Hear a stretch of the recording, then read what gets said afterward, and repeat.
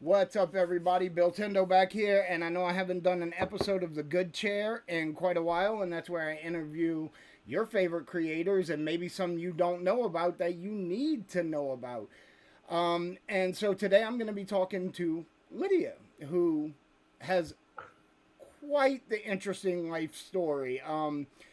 I ran into one of your earliest videos on TikTok, which, how long ago did you start posting your Like a stories? week ago, Bill. Yeah, and like then I must have saw it immediately, and you posted many stories since then, and I've watched all of them, and I'm just like I'm gonna message her. I'd like to interview her. I'd like to.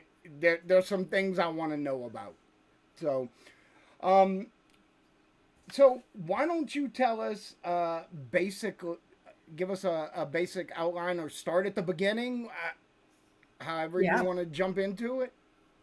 Yeah. So, Bill, thanks for having me on. Excited to be here and have this great conversation. So, thank you for what you're doing in the world. So, overview, just cutting straight to it, is I grew up in a cult. So, I grew up Mormon and I grew up in a cult within the Mormon church. I know it's debatable if Mormonism is a cult or not, but just for storytelling wise, Right. I grew up in a cult within the Mormon church. It was a very intense way of growing up. The story about it was that we were being chased by a group of Satan worshipers, that my brother and I had gone through all this satanic ritualistic abuse, needles in our eyes, our spines broken over and over, all of this SA stuff with a whole bunch of different cult people, and that it was led by my father, and that this satanic organization was ruling the whole world. It's in government, it's in police, like anywhere you go, there are secret Satan worshipers that are disguised and know about each other, and we know the secret, but nobody can know the secret. So my grandmother was the leader of this cult. And my mother was the one supplying all of these stories revealed to her from God about how Satan worshipers rule the world. And we were just we were just kept so afraid, just all growing up, fear. I remember my mom telling me one day, like, you're not afraid enough.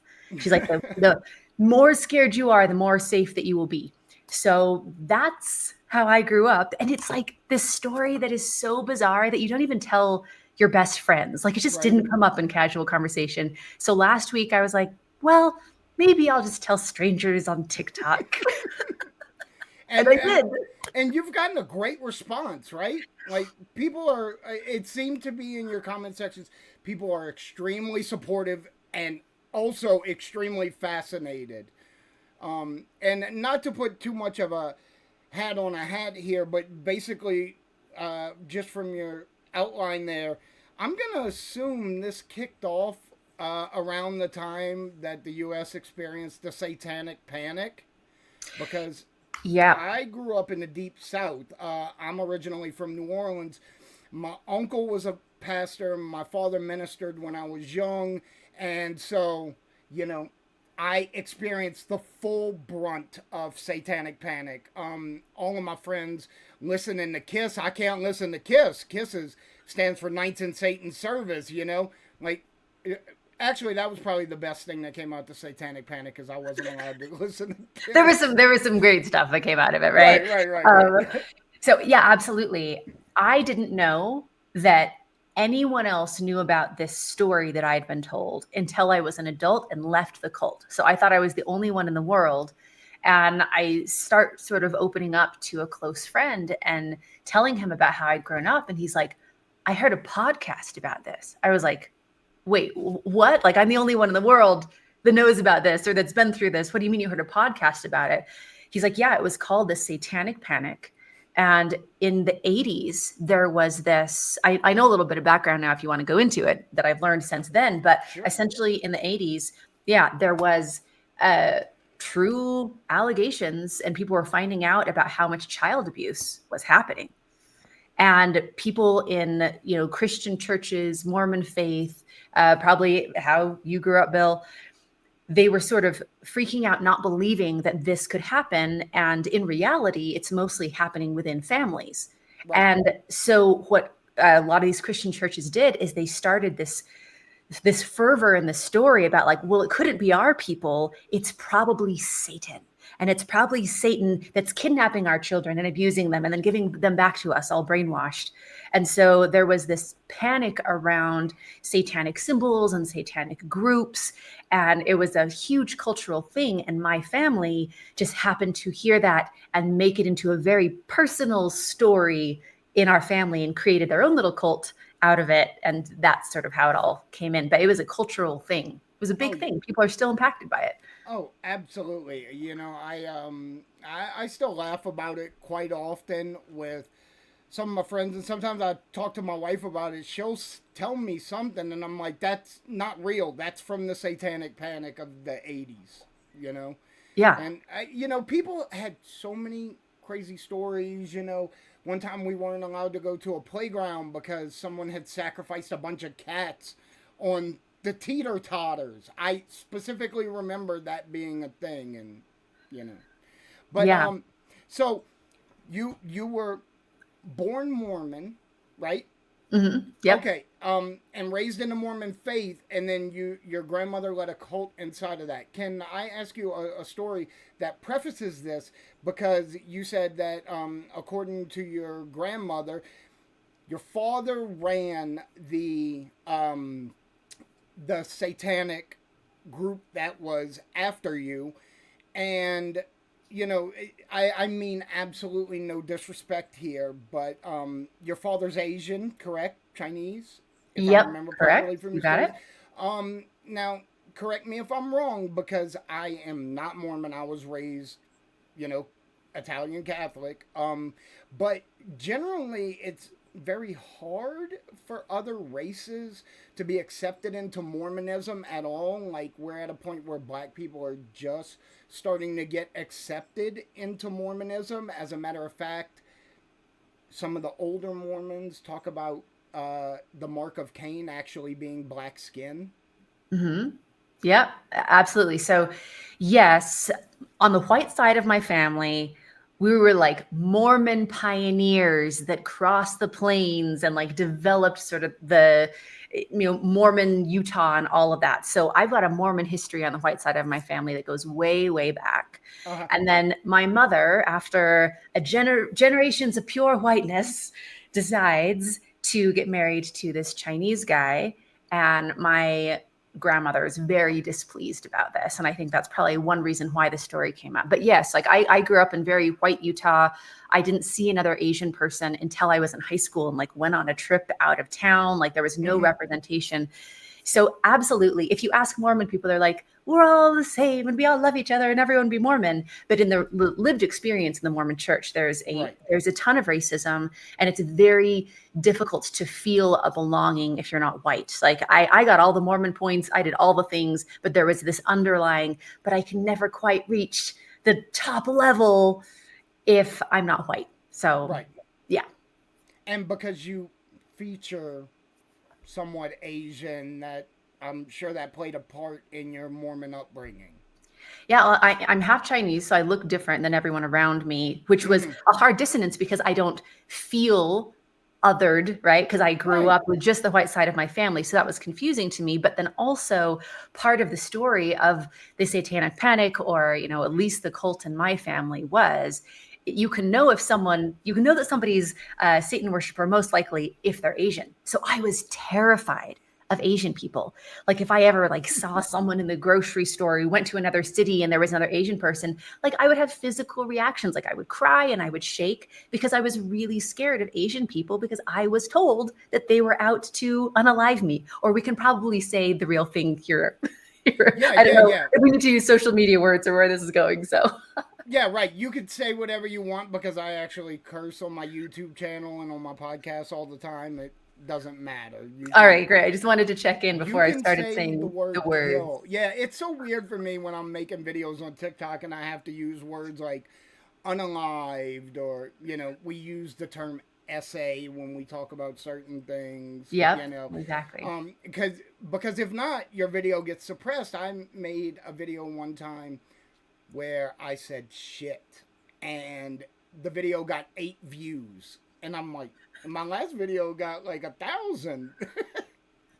So, um, so Do you remember your father from when you were very young? And at what age were you separated from your father, and the whole cult began to solidify?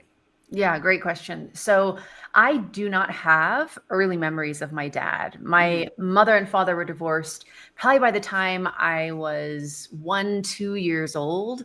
And so I was quite young. And then there was like a custody battle that went on for 5 years.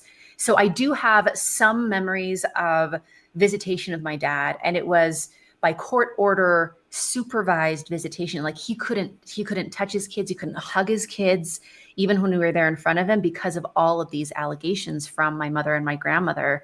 And then after a while, we just didn't see him at all. So I have some blurry early memories, but not much because I was pretty young by the time I was essentially kidnapped from my dad. okay. Not to jump the shark and get to the end of your story, but do you have contact and a relationship with your father now?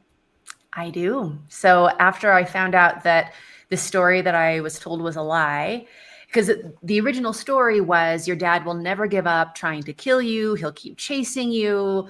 And after I realized none of this was true, it dawned on me, wow, I have a dad that never gave up looking for me. Like Right. he kept popping up in our lives because he tried for 25 years to find his kids. And I sat on that information for a while because intellectually I knew that it wasn't true, but in my body and my nervous system, like I felt really scared to ever meet my dad. And so I finally decided to reach out and I found him and we ended up meeting. And it happens that he is the most loving, incredible, committed father that never gave up looking for his kids. Yeah, that's what it sounds like to me. Like 25 years, and he never stopped. He was committed to finding you and having a relationship with yourself and your brother.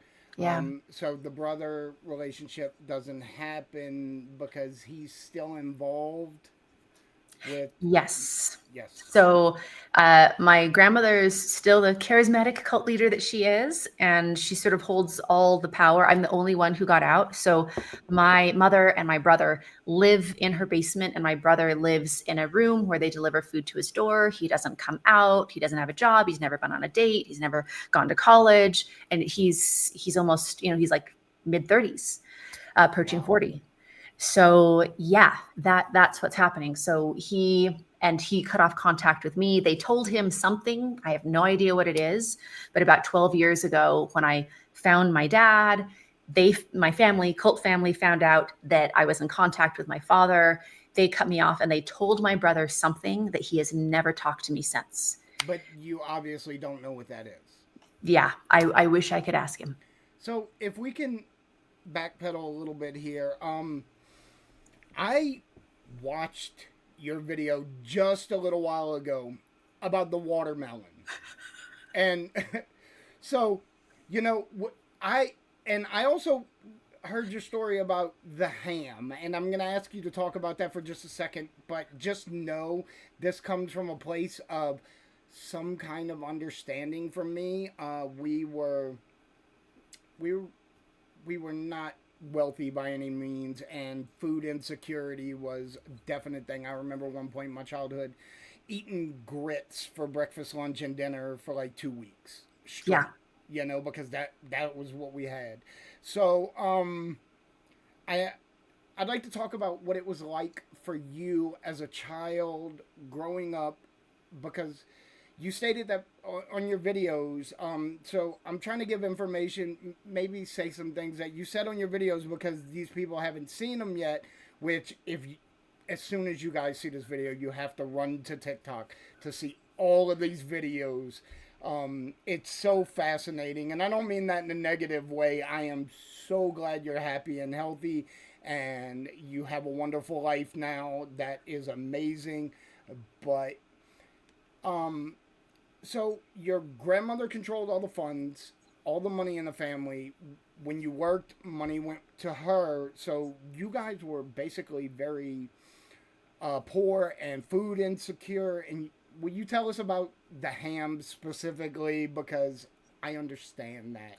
Yeah, absolutely. So, like I was saying in the watermelon video, casual conversation, you get to know people, and they start asking, what sorts of food did your mom make growing up? What sort of meals did you have? And I'm like, well, I don't know how much you really want the answer to this because we didn't really have meals.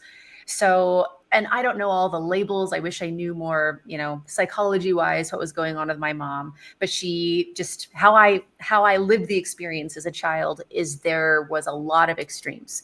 So we would go through periods of time where we just had absolutely no food. What you said about grits was my Costco-sized can of green beans for a while. It was just Right. green beans for I couldn't eat green beans for so long after that, where it's just you've got one thing and that's the only thing you have to eat.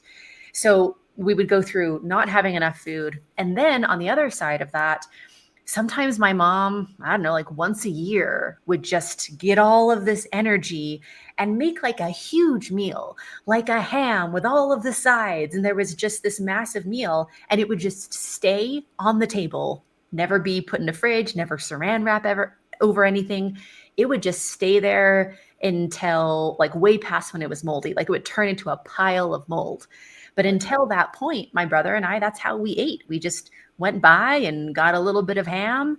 I actually, Bill, attribute this to why I have such like an iron stomach. Like when everyone else goes and gets food poisoning, I don't, because I'm just like, I have an immune system like up to here. Like because this is how we ate growing up. Right. So, and then we would go through these extremes of we would try to sort of escape my grandmother and be independent, run out of food, and then go right back to her house where there was more food, and it was the extremes of that. Right. So when you were younger and say you were living with just your mother and brother, it was one of the times when because your mother and grandmother didn't get along that Still great, don't. correct? Yeah, they loathe each other. I that is a dichotomy that I don't understand, but at the same time like you you get away and you get pulled back in over and over and over. Um so when you were when y'all were away from your grandmother, um what was your mother doing in these times? Like did she have a job or like like what was going on in your days? Were you overly supervised or mom was always at work and not supervised?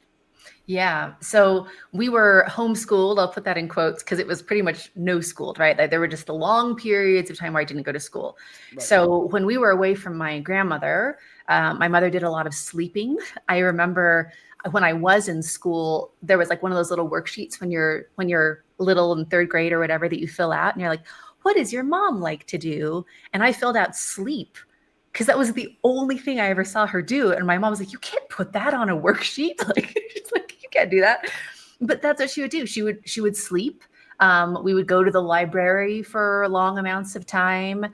I would sit up and try to be good, and I would read the Book of Mormon through multiple times. I would listen to the radio. It was just passing time because we weren't doing anything. We were in the smallest trailer in a trailer park, running out of food. My mom didn't work. She slept. We didn't go to school. We were just home.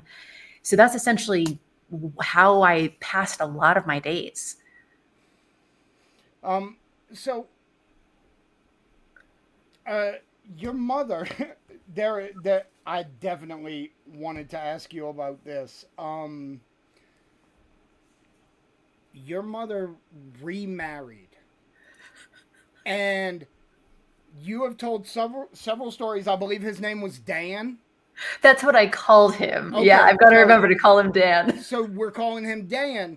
And after watching all of your videos, I think you can make an entire series because we need to know more about Dan's misadventures. He was such a character. And it's incredible that my mom went from not dating anyone my entire life after my dad to meeting this guy in a library that came in and announced he was looking for a good Mormon woman to marry. And like a couple weeks, I think it was like 2 weeks later, they were married. And I was Your like, mom was like, right here. Got you.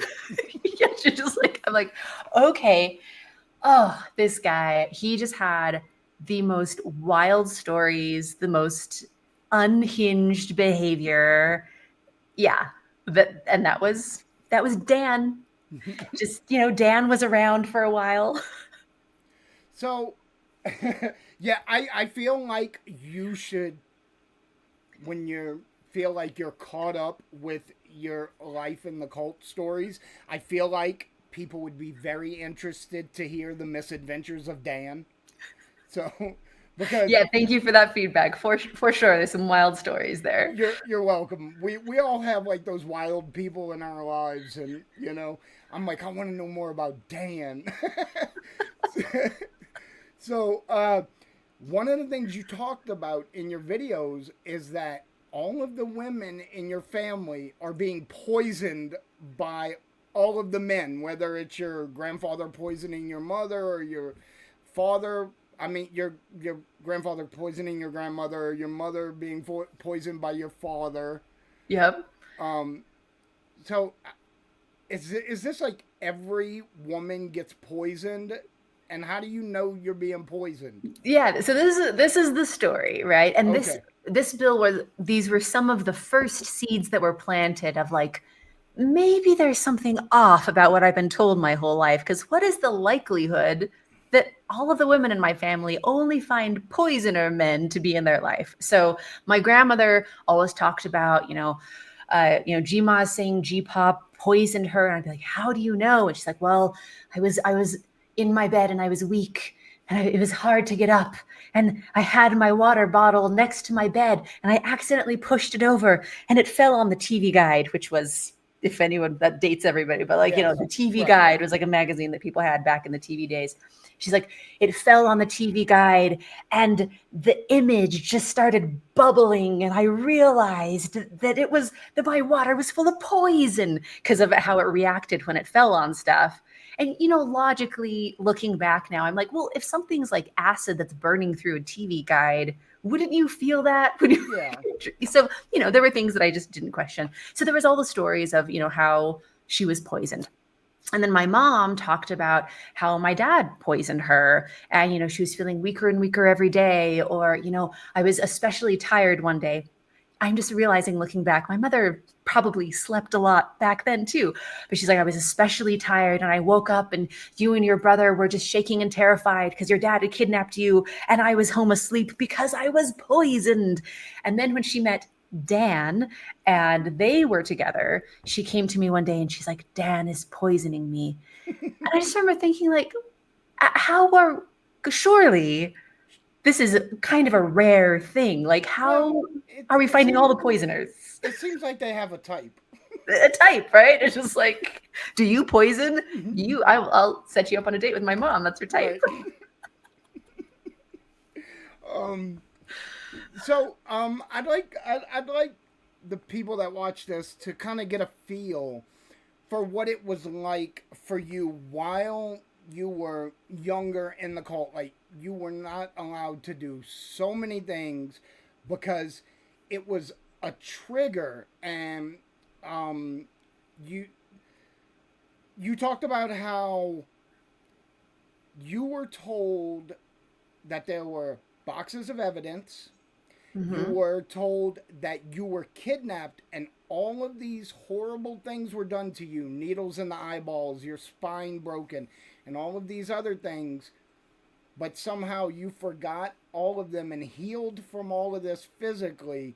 But if you saw or heard certain things, they would trigger you to lose your mind. Yes. So here, and this will probably be familiar satanic panic wise, because I didn't realize this was a wider belief. But what I was told is that the reason that Satan worshipers torture each other is because when your body has physical and psychological torture that's so evil, it's so horrendous that you can't handle it, then your brain will split into multiple personalities so that it can handle what's happening. And so what they do is they break someone's spine over and over, for instance, that'll split their brain into different personalities. And then the Satan worshipers will just heal the spine with the power of Satan. And then after they're healed, then they'll just do more abuse, right? So that all of this programming had happened to my brother and I.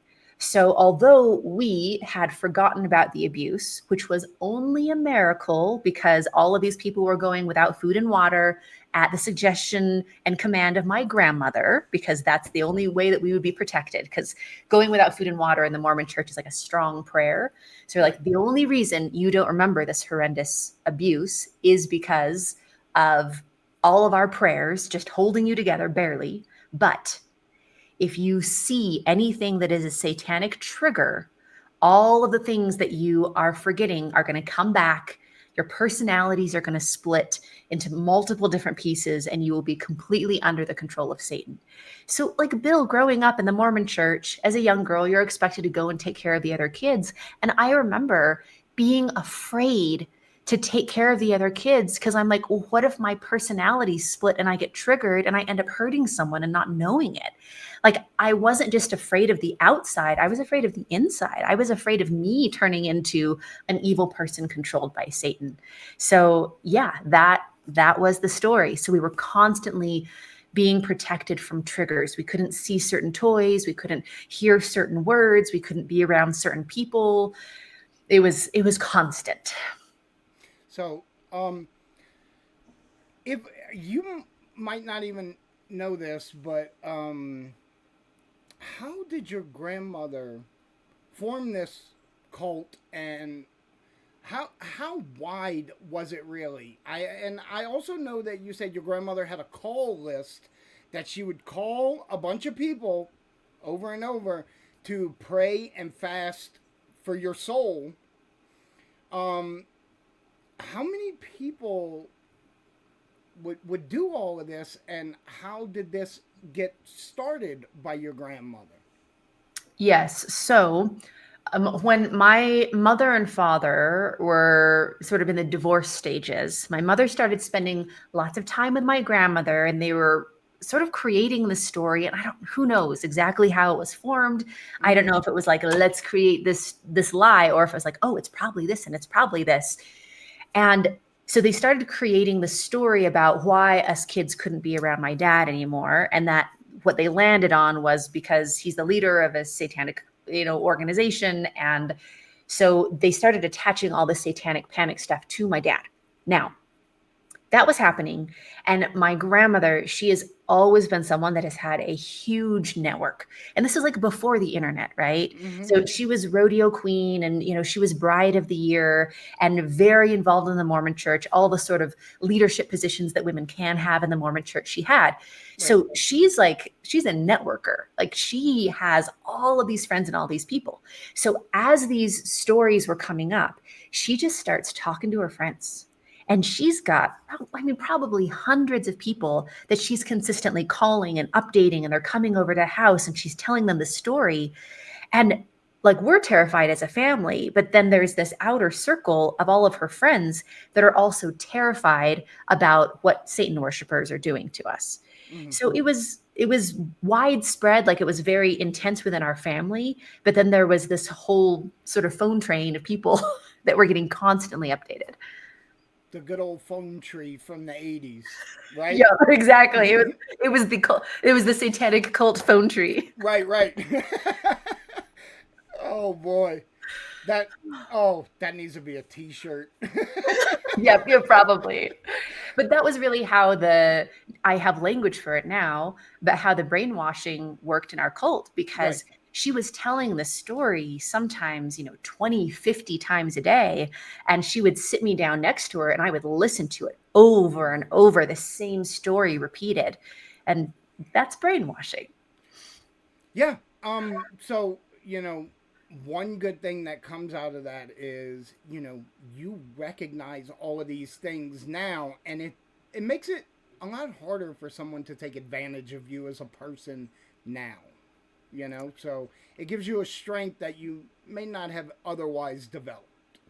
you know? Yeah, well, like on my TikTok, I say cult survivor that's doing exceptionally well. Like my life turned out awesome, and in a lot of ways, it was because of getting out of the cult. So this is something that you probably haven't heard as much, Bill, because I focus on the story on this channel. But Mhm. I'm the founder and CEO of the She Center. We've coached over 9,000 clients. We've helped 1,000 women plus end their eating disorders. We do executive coaching. We help people change their habits. All of this, these principles that work really well, were based off of how I unbrainwashed myself, deprogrammed from the cult programming, because it works with other things like thought habits that drive our patterns and our eating and our identity. And so it's actually been an incredible gift, not just for me, but thousands of other people. And it's one of those things where sometimes the most traumatic thing in your life turns out bringing some of the most incredible gifts in your life. And that's just a weird part of being human, Right. but I'm grateful for it. Um, I kind of knew about your business. As a matter of fact, it is on my list of questions that I wanted to ask you about to get more clarification because I know that you have a women owned business and you don't mention it a lot, but you do seem to perk up and seem very happy when you do talk about it.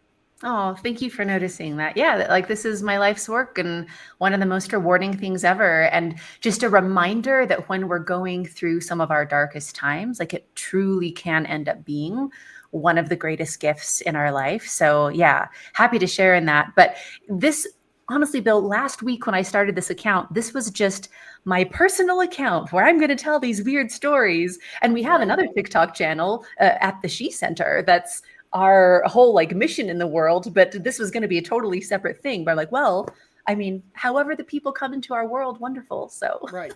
Right. yeah, Um so to roll back just a little bit, what was your watershed moment? Because you said, you start seeing things that make you feel like, okay, maybe this whole story doesn't add up. mm, Why is every man a poisoner and this and that? But what was your watershed moment that something hit you that you were like, hold on, you know? yeah, great question. And Bill, this is going to be all new because I have not made this video yet, but I need to soon. This is like the I'll sneak take peek. it. You're gonna have to make it anyway because your TikTok audience is mad different than mine. Yeah, absolutely. So, okay, this was the moment, and this was the thing that not only was the watershed moment for leaving the cult, but this was the beginning of the principles that we've now taught to thousands of other people and have literally saved their lives and saved my own life in a whole different way.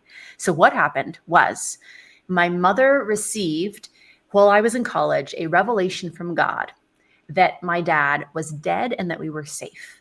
And it breaks my heart to say this now, but just remember, I didn't know my real dad. I Right. just knew the story about my dad, but we celebrated and we cried together and we're like, we're finally safe. He would have never given up killing us. Like, so my mom gets this revelation that he's dead. So now that I'm safe, in quotes, I move out of the house for the first time. I've got like roommates in college. I'm living my dream. I'm getting my education. Like I'm celebrating all of these things. And in the Mormon church, the sort of leader of your congregation is called a bishop. Okay. And so I go in to my bishop one Sunday after church and just, regular sort of check in.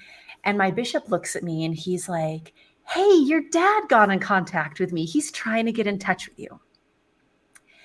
And I just went white as a ghost. And I was so terrified. And I started shaking and crying. And I was just like, do not tell him anything. He's a dangerous person. He's been a stalker. Like, I was so terrified for my life that my dad had found me because it had been a long time since he had been able to get in any sort of contact or know where we were.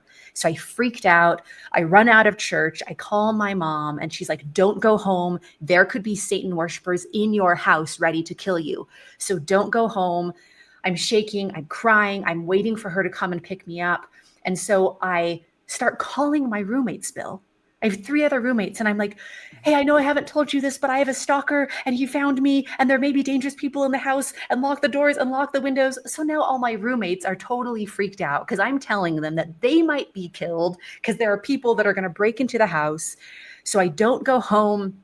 My mother comes and picks me up, and she's like, you've got to move back home. You're in danger. So I just, side note, notice how close my mom got to having me drop out of college and go back Right. to cult control. Like, oh, anyway.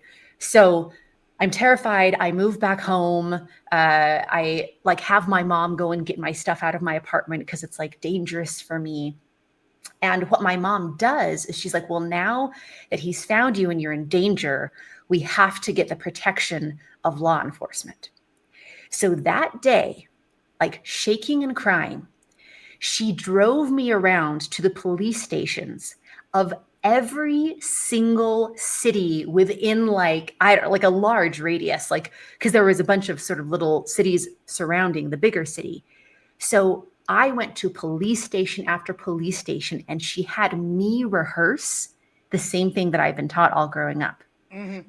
So I go to the police station. I'm like, I have a stalker situation. My father has found me. He's the leader of a satanic cult.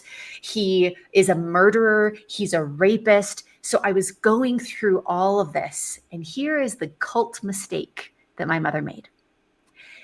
All growing up, I had been told what had happened and I was listening to it.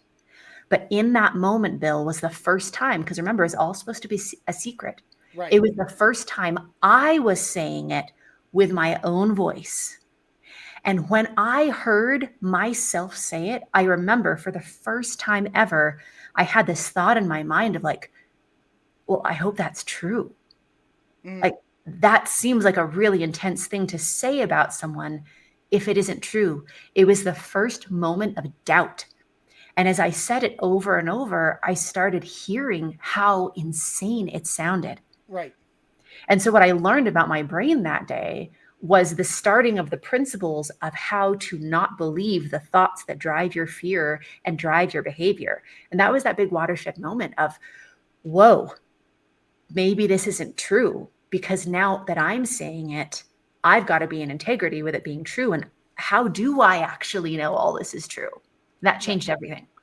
Right. Because up until that point, you were just along for the ride. But when it's your turn to drive, you're like, hold on, do I really want to go there? Is that the right place? You know? Yeah, absolutely. It made me question my own truth that I had really never doubted and always been told to never doubt. Right. You were solid. Maybe a couple little things up until that point, couple little nagging things, but fairly solid, right? Yeah, absolutely. Those couple little nagging things that were probably a runway up to it is I got my degree in psychology and I Mm-hmm. started learning about false memories.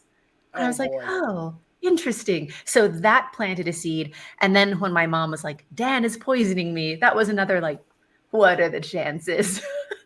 Yeah. And this Yeah. all happened sort of at the same time as I was in college. Right. And to be fair, you're in college or 18, 19 years old, whatever.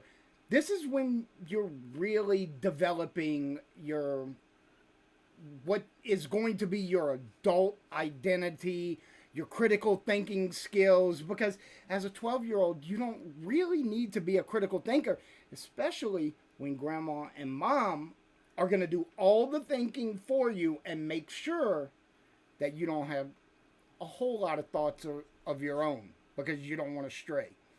Yeah. So uh, it seems like the a confluence of the right time, the right place. You were at the right age, the right mindset. For sure. I kind of wish I would have doubted earlier on. But maybe if you would have doubted earlier on, you may have doubted, but you may not have been ready to doubt yet. Yeah, You know, no, heard. I've been around a lot of friends and family with addiction issues, and Mhm. there's a similarity in that. It's not going to happen until that person's ready for it to happen. You know, you Yeah. can you can try to help someone all you want, but until they're ready to be helped, doesn't matter. Yeah. And I mean, we know that principle so well. With the clients that we coach, we've got to know that someone sees this as a problem and wants to change, because there's so many people that want it for someone else. But I'm like, if Yeah, someone doesn't want this and doesn't think it's a problem, like, doesn't matter how effective the solution is, they've got to want it for themselves. right. Absolutely. Yeah. I've seen some things. I like to mess with my sister because I tell her that she was in a cult because she was engaged to someone, and he said we're gonna move to Missouri with my family, and it was a fundamentalist Christian compound. Oh, wow. The Mormons came on Wednesdays, and the Jehovah's Witness came on Thursdays, and all they did was argue with them. The woman had 8 sons. All the sons had wives. She had 3 daughters. They had husbands. Everyone lived in the same house and gave the mother every penny. Oh, wow. Yeah, Mm-hmm. that sounds like some behavior that And sparks some I, things. yeah, and I like to mess with my sister because just one day there was an incident where she needed underwear, and the mother and father of the family took her to Kmart and told her what kind of underwear she was allowed to get. And my sister's like 24 years old, fiercely independent, you know. And she got back when he got home from work that night. She said, "Either you're leaving in the morning with me, or I'm going by myself. We're done here." This, Wow, that's big stuff. yeah. And so they left the next morning, and she I mess with her. I'm like, "Remember when you were in that cult?" And she's like, "It wasn't a cult. It was a family." And I'm like, "But you knew exactly what I was talking about when I said you were in a cult." True, true, true. And then so Knitting Cult Lady, who you might also know on TikTok, but we went live the other day because she's like an expert on cults and she grew up in a Uh-huh. cult. So we've become friends and she's awesome. But one question she got asked the other day is like, why do cults always try to control your underwear? And Yeah, it's so right? true. Like in Mormonism, they I prescribe a certain underwear. Correct. I know about that. I've learned a lot about Mormonism. Oh, my crossover with Mormonism, like I said, my father ministered when I was very young, but he just wasn't great at it. I love my dad to death. Now, he's done a lot of changing and become a much better person as he's gotten older, and I'm very proud of the work he's done to become a better person. When I was younger, maybe not the greatest, but I remember I joined a Boy Scout troop, and I was immediately yanked out of it because they met at the local Mormon church. Ah, yep. I went to one meeting, that was it. We were, I stopped going to Catholic church when I was, before I was 13, and we were going to non denominational Christian. It was very fundamentalist, very insular, you know. They had their Yep. own schools, everything else, and yeah. So I was like right there on the edge. Oh yeah, the Boy Scouts. I know that there's a big connection there with the Mormon Church because Yes, I think that was like nationwide, where they're like, we'll host it at our church, and then everyone can just learn about Mormonism too. right. It's a great end, right? There you go. You got to get your opportunities, make them. Yep. Ah, um. So, just for a little more clarification on one thing, and that's your business. Yeah. Okay, so you have a foundation where you help women.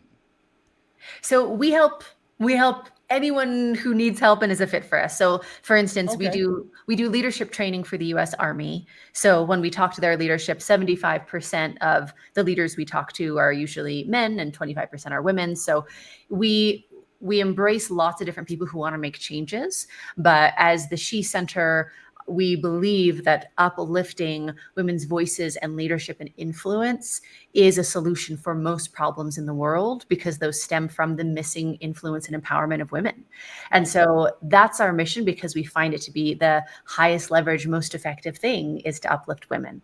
So, yes. And the way this ties into the cult story is I developed these principles to deprogram from cult world that I grew up in.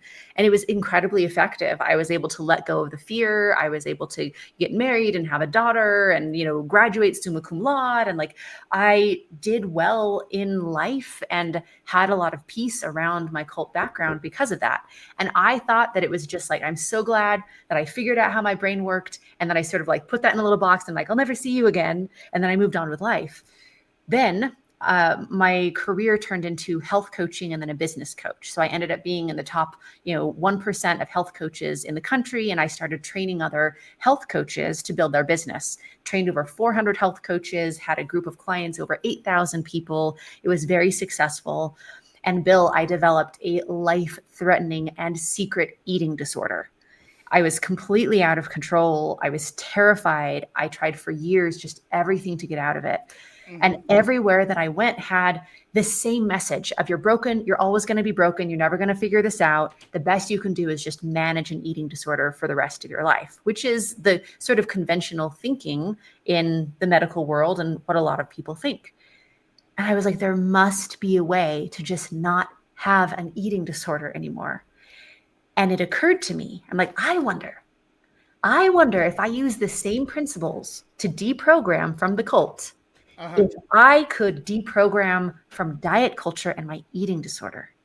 And in 1 week, I was completely free. I've never had a problem since. I don't have an eating disorder anymore. And so I started sharing this with the other people in my health coaching world. And so many of them were struggling and keeping it a secret.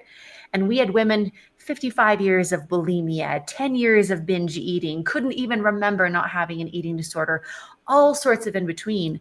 And the principles that helped me to end my eating disorder just worked. Like 2 weeks, 5 weeks, these women were just free. And now, we're celebrating with them 7-10 years later that they're free. Like they never went back to it. They're really, truly done. So then we use those principles for our executive coaching and leadership, having women double their salary with understanding themselves and how to deprogram from all of this, like, well, you can't ask for money sort of stuff. So it's money mindset and it's identity. And these principles work well in so many areas. So that's what we do. I'm also a speaker and all sorts of ways that we bring people to this message of you can change your patterns. It's probably you have a problem because you have some programming to deprogram from that you picked up somewhere. So that's how it all links together. No, that's fantastic. I love that. Thank you for asking. I know I've focused so much on the cult story, but this is the really happy result of all of that. Right, is that you get to do an extremely fulfilling job, something you're very happy about, and you help people. So, I mean, what could be better, right? Yeah. I mean, not everybody. It's actually a pretty small amount of people that get to make a living by helping people. Most of us just have to live in this capitalist hellscape. Well, I can tell you that deprogramming from capitalism is very powerful. Yeah, I believe it is. So let me ask you one more question, because this is going to relate to your cult, your life, and your business. So you have a successful business now. Now, when you grew up, your grandmother controlled all the money, and you've talked about how you have learned money management skills. Now, when you first left and you first had a job and you first had money of your own, did you have... I would feel like in that situation, I would have severe money management problems because I've never had to deal with having any money, like maybe bills aren't getting paid, because I don't know how to spend my money properly. Was that an issue for you? Oh, this is a great thing to bring up. So a point of clarification that's important here is that my mother and my brother, they didn't work, they don't earn any money. So my grandmother controlled everything because she controlled the money. Right. And this is the reason that I started working when I was 11 years old. Mm-hmm. And I didn't give my grandmother my money. I financially supported myself. So I became an entrepreneur when I was 11 years old because that's the only thing you can do at 11 because no one's going to hire you. Right. I was a loan processor by the time that I was 14 years old. And my boss was like, don't tell anybody how young you Right. are. I had all sorts of different jobs. And so I actually created a financial independence from a very early age. And the thing that I needed to change in my money mindset was, growing up in poverty, getting out of that scarcity, but then also how much money, the meaning that it had, right? Because I started taking control of my life at 11, earning my own money. And so money for me meant survival and worth and safety, and being able to deprogram from that to a healthier place has been the journey. But I've always been hella good at managing money because money was like survival for Right. me. No, I So, understand that. Like I said, we were I like to say unwealthy when I was young, you uh-huh. know. And I had a lot of cousins. I actually have 41 first cousins on my mom's side, and we're Whoa. all within 10 years of each other. And we all had our little hustles going, you know. And we also all went out there and, we cut grass for everybody within like a 5 mile area. We would drag that push more, whatever it took. And then, in the afternoons, my cousins lived next to this soda shop. Well, I say soda shop, it was like a tobacco store. They had like 15 drink machines in the front. And this is back when drinks were 50 cents, 20, 35 cents each, right? And what they would do is before school every day, they would go to every one of those machines and stuff a napkin up the coin return. And then when they got off the bus, they would go pull all the napkins out. So everybody that put in $1 didn't get any change, and they got everybody's change. And we'd all go to McDonald's. We'd all go get something to eat, you know. And we always shared with each other, Somebody was always buying somebody else something. My cousin Shane, who I was closest with, he'd buy you anything in the world as far as food goes, but he was taking a bite before he handed it to you. The generosity tax. Right, right. There was a tax on it for sure. Yeah, we all have this concept of money that we've put so much meaning on, and to intentionally create what serves us best and how we feel about money is a really powerful thing. So, Right. yeah. Um, is there anything that you wanted to touch on that I didn't get to? Well, I'll say this because there's probably different things that have sparked people in our conversation. But of course, following us on TikTok, feel free to come and see all the cult stories. And then if any of this has resonated with, if you know somebody that wants to end an eating disorder or somebody who wants to uplevel their leadership or find community, people can always go to theshecenter.org, and our resources are there. We have incredible free resources. So if any of this sparked, or if you just want to stay connected or find all the ways that we're on social media, that's a great place for people to know where to land. I will definitely make sure that your link is in the description. So, if anybody wants to check it out, if there's something they can learn from you, then fantastic. And I hope that they do. All right, beautiful. And thank you, Bill, for having me on. I Lydia, really appreciate you sharing these stories. thank you so much. And you know what? I'm actually regretting some things right now because I know the minute I disconnect this, I'm going to think of like 20 questions. Well, you're always welcome to ask on TikTok, and I'll make a little video and answer. That's a that's a great idea. So, thank you very much. I'm going to end recording in just a second. Don't hang up because I wanted to talk to you for a second off. All right. Thank you, everybody. Check out Lydia's TikTok. It's on a story time. I will link it in the description. I will link the She Center in the description. And I will link nothing of mine in the description. Later.